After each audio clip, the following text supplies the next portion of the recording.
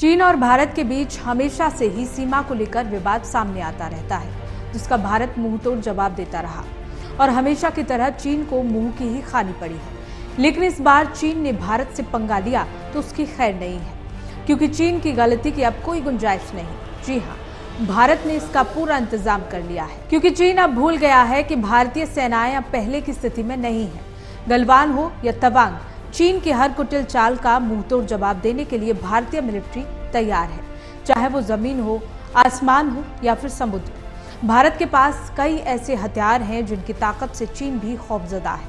वो जानता है कि अगर भारत ने इन हथियारों का इस्तेमाल किया तो नुकसान ज्यादा होगा। दरअसल भारत ने अब चीन के काल का पूरा इंतजाम कर लिया है। वो कैसे?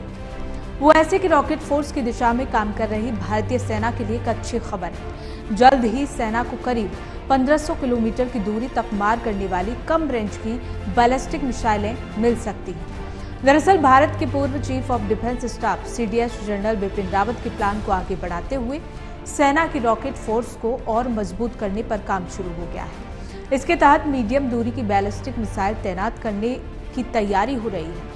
भारतीय सेना करीब 1500 किलोमीटर की दूरी तक मार करने वाली कम रेंज की बैलिस्टिक मिसाइलों को रॉकेट फोर्स के हिस्से की तरह तैनात करने की योजना बना रही है। रक्षा मंत्रालय की ओर से मिली जानकारी के अनुसार रॉकेट फोर्स बनाने की तरफ कोशिशें तेज कर दी गई हैं।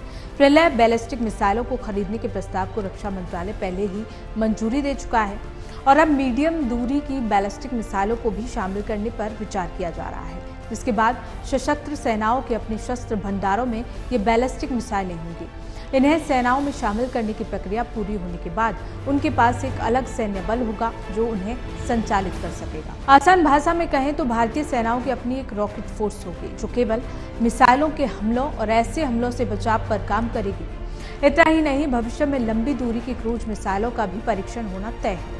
इससे पहले ब्रह्मोस क्रूज मिसाइलों की एडवांस रेंज से भी भारतीय सेना की क्षमताओं में काफी बढ़ोतरी हुई है। गौरतलब है कि पड़ोसी देश चीन और पाकिस्तान ने सामरिक उद्देश्यों से पहले ही बैलिस्टिक मिसाइलें तैनात कर दी हैं। इसी के चलते DRDO की बनाई कम दूरी की बैलिस्टिक मिसाइल प्रलय की रेंज को सैन्य जरूरतों के हिसाब से बढ़ाने की ओर काम किया जा रहा है।